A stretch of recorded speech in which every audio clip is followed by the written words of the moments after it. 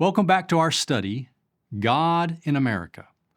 In our last session, we read from some of the founding documents of the United States. Sometimes reading these famous documents, we forget that the authors of these monumental works were simply humans too. When we read the sweeping eloquence of the Declaration of Independence, we hold these truths to be self-evident, that all men are created equal, that they are endowed by their Creator with certain unalienable rights. We're in awe of how rich and profound. When we read the unifying purpose of the Constitution, we, the people of the United States, in order to form a more perfect union, establish justice, ensure domestic tranquility, provide for the common defense, promote the general welfare, and secure the blessings of liberty to ourselves and our posterity, we're amazed at the tremendous foresight that the founders had. But the founders and framers of the United States of America, they experienced the same struggles, trials, conflicts, emotions, the same issues of life that are common to all of humanity. As such, when we see how focused and intentional they were in centering God in America through these monumental documents, it should not come as a surprise that this occurred out of sincerity and not from show. How can we tell? How can we know that God's place in America was one of conviction and not counterfeit? We could look at not only the political documents, but at what these men had to say in their public speech, to see whether the boldness and clarity of their finished work matched their speech. As you peruse the multitude of speeches, writings, and even private correspondence left behind by the founders, their constant allusion to the critical importance of God and Christianity to national life, it's overwhelming.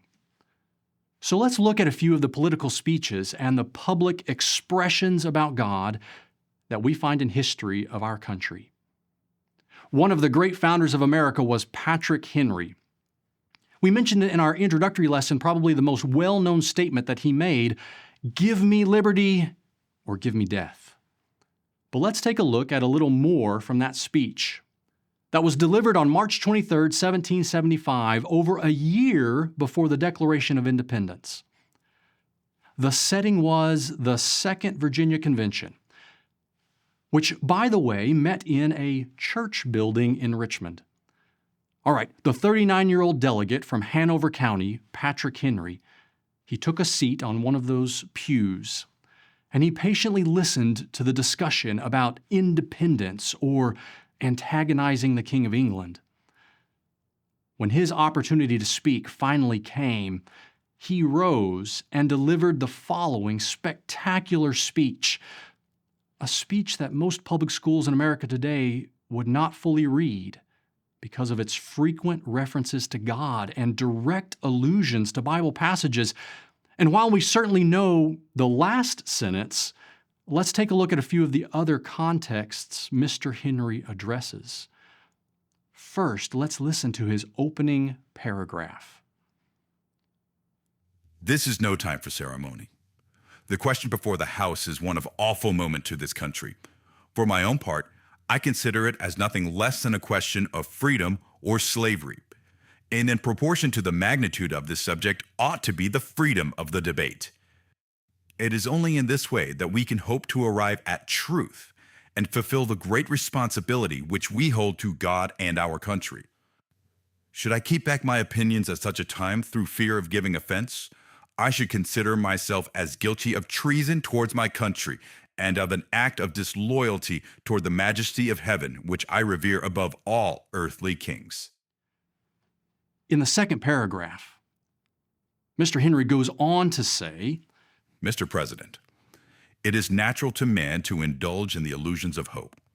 We are apt to shut our eyes against the painful truth and listen to the song of that siren till she transforms us into beasts. Is this the part of wise men engaged in a great and arduous struggle for liberty? Are we disposed to be of the number of those who, having eyes, see not, and having ears, hear not? the things which so nearly concern their temporal salvation? I know of no way of judging of the future but by the past. And judging by the past, I wish to know what there has been in the conduct of the British ministry for the last 10 years to justify those hopes with which gentlemen have been pleased to solace themselves and of the House. Is it that insidious smile with which our petition has been lately received? Trust it not, sir. It will prove a snare to your feet. Suffer not yourselves to be betrayed with a kiss. Ask yourselves how this gracious reception of our petition comports with those warlike preparations which cover our waters and darken our land. Are fleets and armies necessary to a work of love and reconciliation? Patrick Henry continues on, speaking about attempts to avoid conflict and to gain rights for the colonies. But without any progress, the conflict had already arrived, and it was inevitable. So in evaluation of their circumstance, he rallies for motivation and courage. Just listen. Sir, we are not weak if we make a proper use of those means which the God of nature hath placed in our power. 3 millions of people, armed in the holy cause of liberty, and in such a country as that which we possess, are invincible by any force which our enemy can send against us. Besides, sir, we shall not fight our battles alone. There is a just God who presides over the destinies of nations, and who will raise up friends to fight our battles for us. The battle, sir, is not to the strong alone. It is to the vigilant, the active, the brave. It is in vain, sir, to extenuate the matter. Gentlemen may cry, peace, peace, but there is no peace. The war is actually begun. The next gale that sweeps from the north will bring to our ears the clash of resounding arms. Our brethren are already in the field. Why stand we here idle? What is it that gentlemen wish? What would they have? Is life so dear, or peace so sweet, as to be purchased at the price of chains and slavery? Forbid it, Almighty God! I know not what course others may take. But as for me, give me liberty or give me death. While we didn't look at the entire speech, it is only about 1,200 words or 10 minutes in length, but it contains 6 direct references to God: just God, Almighty God, God of nature, God of hosts, majesty of heaven. And while not providing the direct citations, Patrick Henry alludes or quotes phrasings from at least 10 different Bible verses, from Old Testament history, Old Testament poetry, from the prophets, and then several New Testament quotes and allusions from the gospel accounts. He viewed the effort to achieve independent national existence as dependent on God for whether it would succeed or not. The foundation and reasoning behind such monumental moments like these have all but been expunged from American history courses. Indeed, how many American history teachers today would have even recognized the multiple Bible quotations in Henry's famous speech? Perhaps some would, but not most. Now, moving forward in history, after independence had been achieved, the founders and framers, they met for the purpose of hammering out the political principles that would guide the new nation. On June 28, 1787, in the Constitutional Convention in Philadelphia, Benjamin Franklin, who is considered, with reason I agree, to be one of the least religious of the founders, he rose to his feet and made an impassioned plea to his fellow delegates. As you listen to his speech, keep in your mind the current views on separation of church and state that are commonly inserted when God or Christianity are invoked, and keep in your mind references to Scripture. In this situation of this assembly, groping as it were in the dark to find political truth, and scarce able to distinguish it when presented to us, how has it happened, sir, that we have not hitherto once thought of humbly applying to the Father of lights to illuminate our understanding? In the beginning of the contest with Britain, When we were sensible of danger, we had daily prayer in this room for divine protection. Our prayers, sir, were heard, and they were graciously answered. And have we now forgotten that powerful friend? Or do we imagine we no longer need his assistance? I have lived, sir, a long time. And the longer I live, the more convincing proofs I see of this truth, that God governs in the affairs of men. And if a sparrow cannot fall to the ground without his notice, is it probable that an empire can rise without his aid? We have been assured, sir, in the sacred writings, that except the Lord build the house, they labor in vain that build it. I firmly believe this, and I also believe that without his concurring aid we shall succeed in this political building no better than the builders of Babel. We shall be divided by our partial local interests, our projects will be confounded, and we ourselves shall become a reproach and byword down to future ages. I therefore beg leave to move that henceforth prayers imploring the assistance of heaven, and its blessing on our deliberations, be held in this assembly every morning before we proceed to business, and that one or more of the clergy of this city be requested to officiate in that service. What a sobering perspective Benjamin Franklin brings to their minds. How even in a few short years, their foundation of priority had shifted. A firm reliance and faith in God had been forgotten or at least had been overlooked. But Franklin calls their minds to stop. Take notice that God should be a consistent priority, whether in conflict or in peace. He not only directly refers to God, and not a deistic God, as what is often claimed was his belief, but in no uncertain terms, it is the God of the Bible. He not only alludes to the Old Testament, to the account of the Tower of Babel, but also specifically cites his quotation from the book of Psalms as coming from the sacred writings.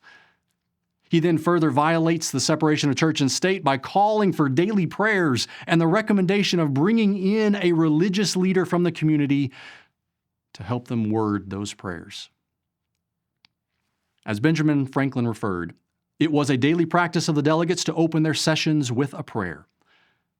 We find that this was instituted in the very first Continental Congress that convened in September of 1774 in Philadelphia, where one of the very first motions of that meeting was by John Adams, and it was supported by Samuel Adams, to formally recognize this activity. This tradition continued with Franklin reasserting its need. And even to this current modern time, the bodies of delegates to the Senate and the House of Representatives open their sessions with prayer. And although this tradition has been challenged legally in recent decades, the Supreme Court in 2014 upheld the practice as one that does not violate the U.S. Constitution. As Dave Miller has said in his book, The Silencing of God, these two speeches by Patrick Henry and Benjamin Franklin would now be deemed politically incorrect and inappropriate for public schools unless significantly abridged. Dr. Miller is true, and how sad. All right, now having just considered a couple of speeches given in the legislative bodies just prior to and immediately following the war, I want us now to consider the executive branch and the office of the President of the United States. In the Constitution of the United States, Article 2, Section 1, gives the precise wording for the oath of office to be taken by every individual who is elected to the presidency. However, absent from the oath are the closing words, "So help me God." Now, this is surprising to most because this phrase has been so oft repeated by incoming presidents, as to almost appear as part of the required oath. So if not formally or officially required, when did these final 4 words, affirming a belief in God, become associated with the presidential oath of office? All right, now while official records are not available, it is almost universally attributed to beginning on April 30th, 1789, when the very first president, George Washington, was sworn into office. Not being part of the prescribed oath found in the Constitution, George Washington took it upon himself to add the words as his final affirmation in the oath. What's more, history records that Washington took the oath, placing his hand on the Bible, and then again of his own accord after finishing the oath saying, "So help me God," he leaned forward and kissed the Bible. You know, this tradition too has been carried forward even into the mid-1800s. Were these acts unconstitutional? Apparently the founders and the framers, the architects of the Constitution and the new country, they didn't think so. So why should we today? Now, as the President of the United States finishes taking his oath of office, he immediately delivers to the nation an inaugural address. Few people are probably aware of the fact that in doing so, every single president of the United States has alluded to the God of the Bible. The further back in history, the more extensive the allusions to God are. For example, on Thursday, April 30th, 1789, the first president of our country, George Washington, made the following remarks in his inaugural address.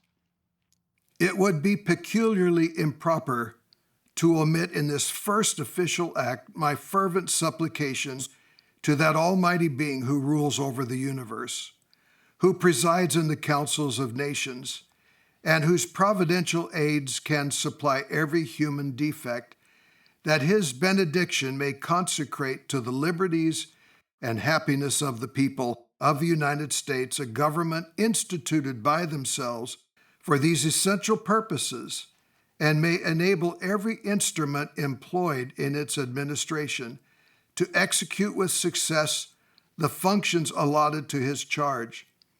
In tendering this homage to the great author of every public and private good, I assure myself that it expresses your sentiments not less than my own, nor those of my fellow citizens at large less than either.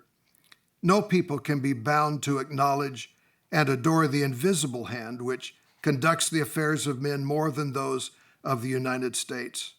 Every step by which they have advanced to the character of an independent nation seems to have been distinguished by some token of providential agency, since we ought to be no less persuaded that the propitious smiles of heaven can never be expected on a nation that disregards the eternal rules of order and right which heaven itself has ordained.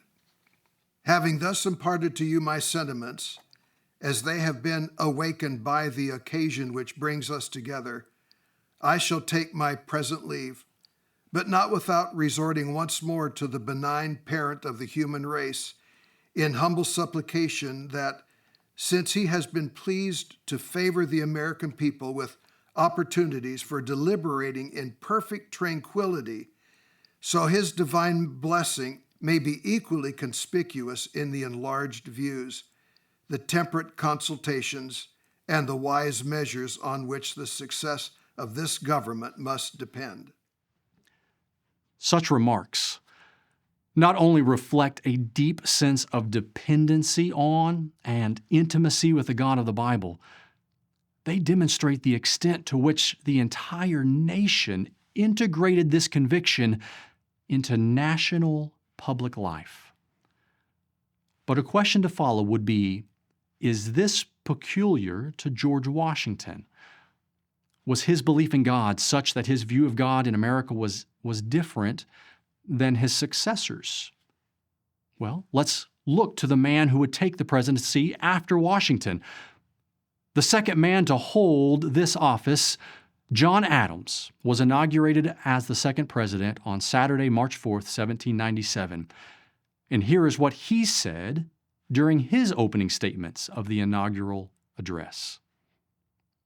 Relying, however, on the purity of their intentions, the justice of their cause, and the integrity and intelligence of the people, under an overruling providence which had so signally protected this country from the first, the representatives of this nation, then consisting of little more than half its present number, not only broke to pieces the chains which were forging and the rod of iron that was lifted up, but frankly cut asunder the ties which had bound them, and launched into an ocean of uncertainty. You can see Adams' reference to God through the phrasing of overruling providence, and how again this was not a deistic view of God. Even more than these initial allusions, listen to how he closes his speech in his final statements.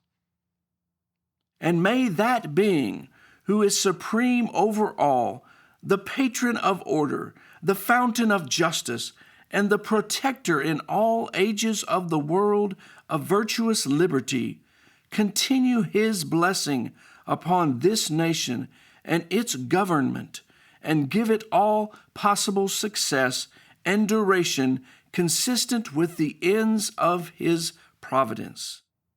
All right, so the first two presidents had as their very first acts to address the nation and those assembled, noting gratitude and recognition to God, His providence, and that God was needed to be a central focus for even government to have success. But surely this had to be a narrow view, right? Embodied by only these two men, the first presidents. Well, let's turn to the third president of the United States, a man that is often called a deist in his views, Thomas Jefferson.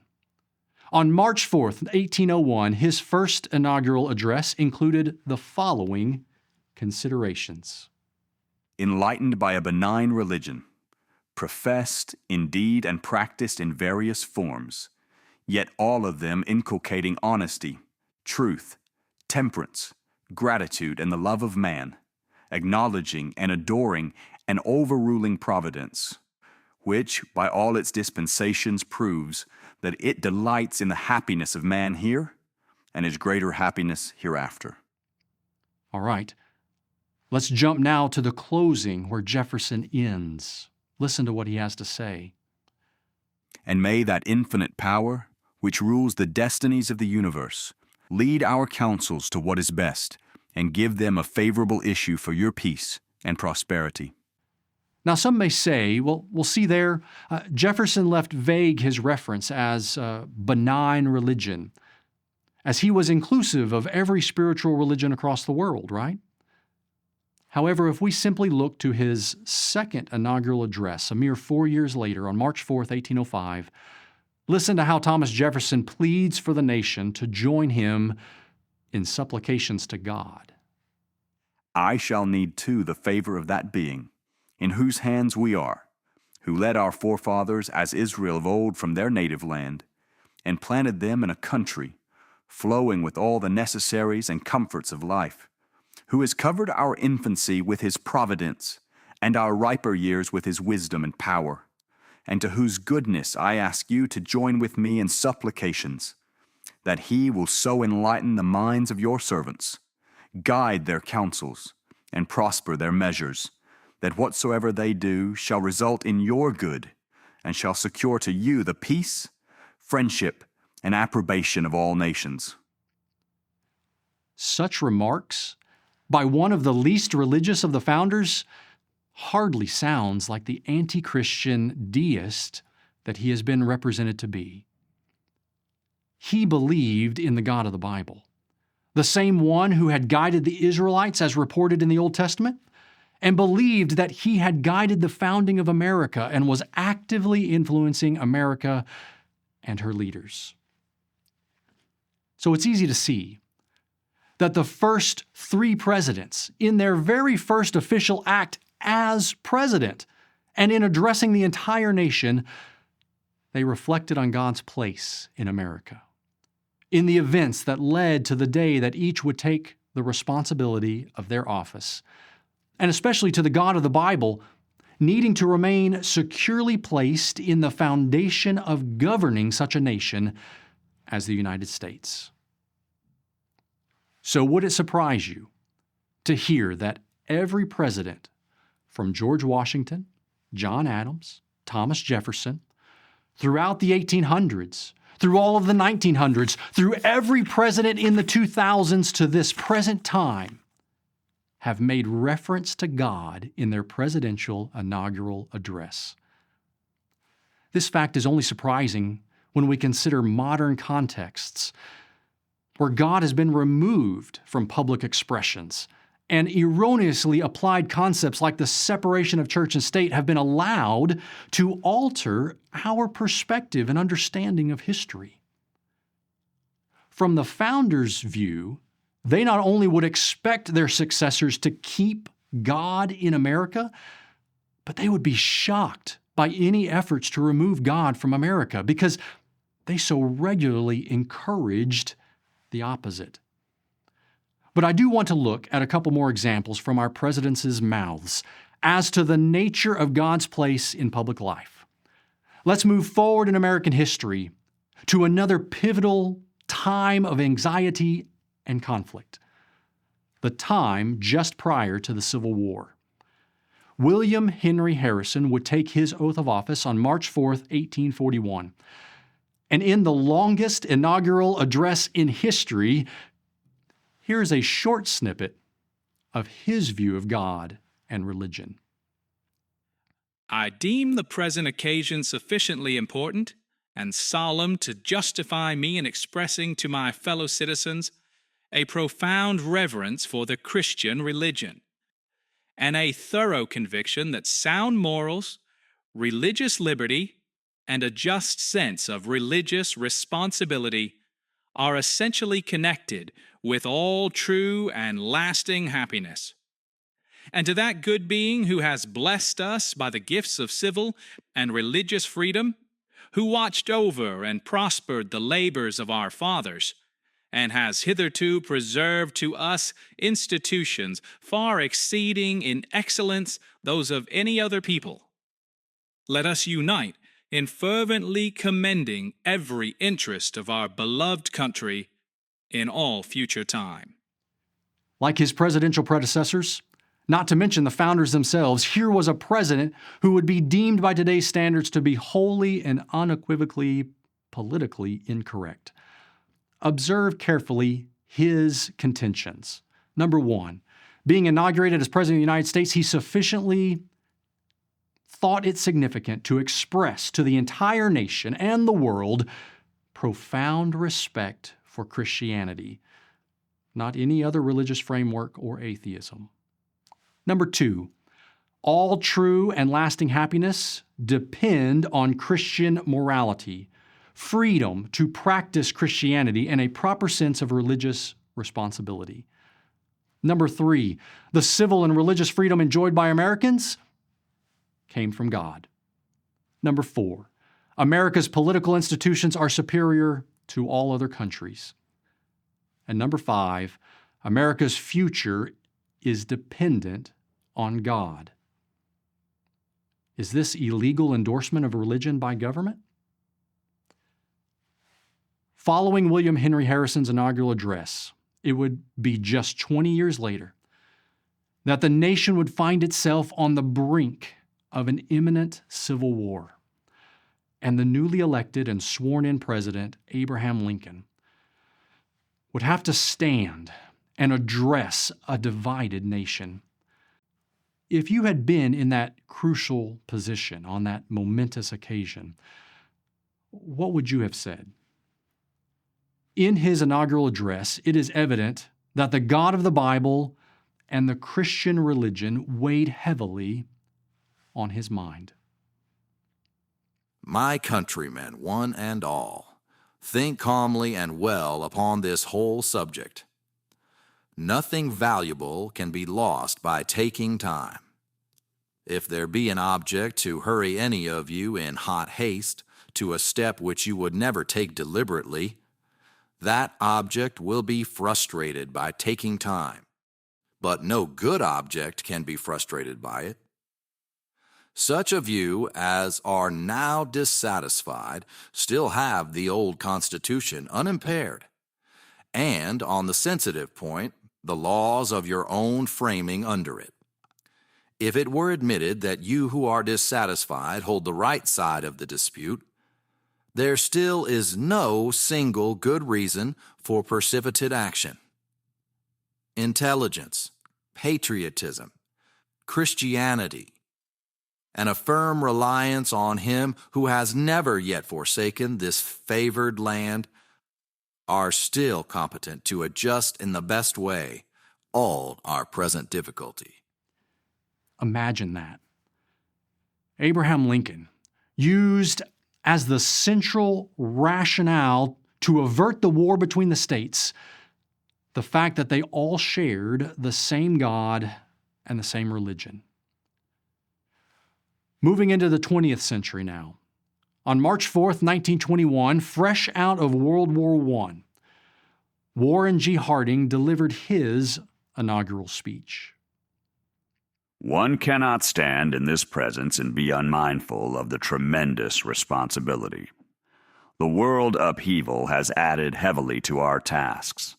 But with the realization comes the surge of high resolve, and there is reassurance in belief in the God-given destiny of our republic. If I felt that there is to be sole responsibility in the executive for the America of tomorrow, I should shrink from the burden. But here are 100 millions with common concern and shared responsibility, answerable to God and country. The Republic summons them to their duty, and I invite cooperation. I accept my part with single-mindedness of purpose and humility of spirit, and implore the favor and guidance of God in His heaven. With these I am unafraid, and confidently face the future. I have taken the solemn oath of office on that passage of Holy Writ, wherein it is asked, "What doth the Lord require of thee, but to do justly, and to love mercy, and to walk humbly with thy God?" This I plight to God and country. Who was viewed as directing the destiny of America? God. To whom was the president answerable? To God. To whom did he appeal for guidance? To God.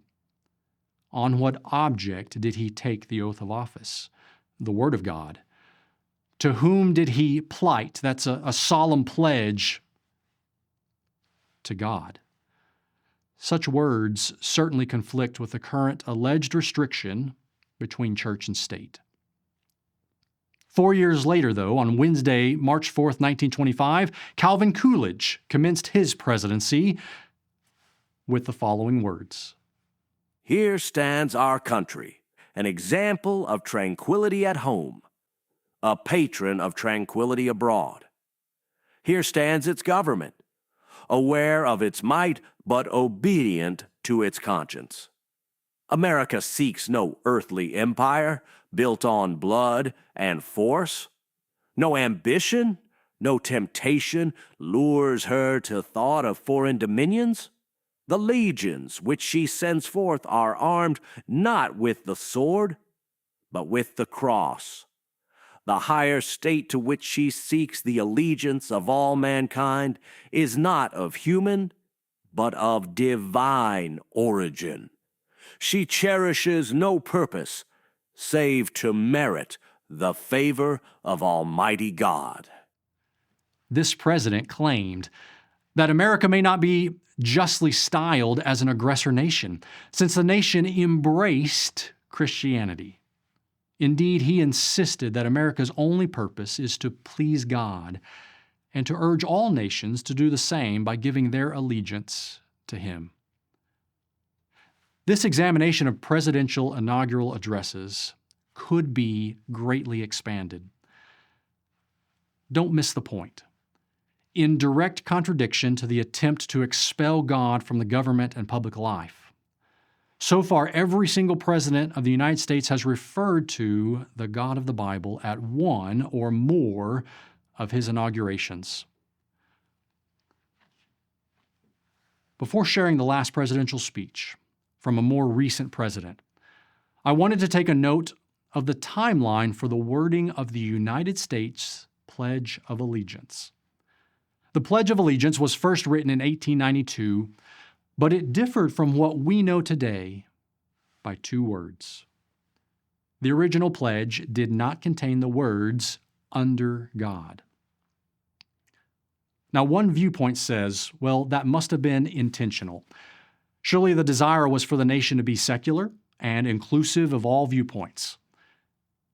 However, this same charge we have already seen applied to other documents and settings, like the U.S. Constitution, where more subtle references to God are found, but we found that the absence of specific phrasing had much more to do with the fact it was a universal assumption that the population and the leaders were already standing on a foundation of God, on the Bible, on Christianity. However, later generations of elected leaders realized that the assumed foundation of God for the population was becoming less of a reality. And so in 1954, Congress approved the addition of the phrase, "under God," to be officially added to the Pledge of Allegiance. President Dwight D. Eisenhower, he expressed the following sentiment about this change. These words will remind Americans that despite our great physical strength, we must remain humble. They will help us to keep constantly in our minds and hearts the spiritual and moral principles which alone give dignity to man, and upon which our way of life is founded. Then, following Dwight D. Eisenhower's professing of this reasoning, almost 30 years later in 1982, it brings us to the public speech by President Ronald Reagan, delivered at a White House ceremony in observance of the National Day of Prayer.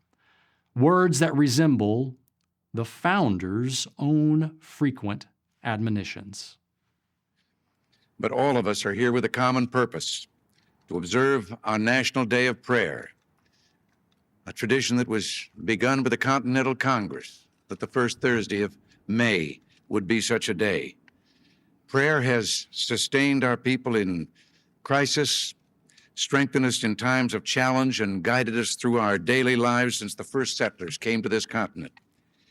Our forebears came not for gold, but mainly in search of God and the freedom to worship in their own way.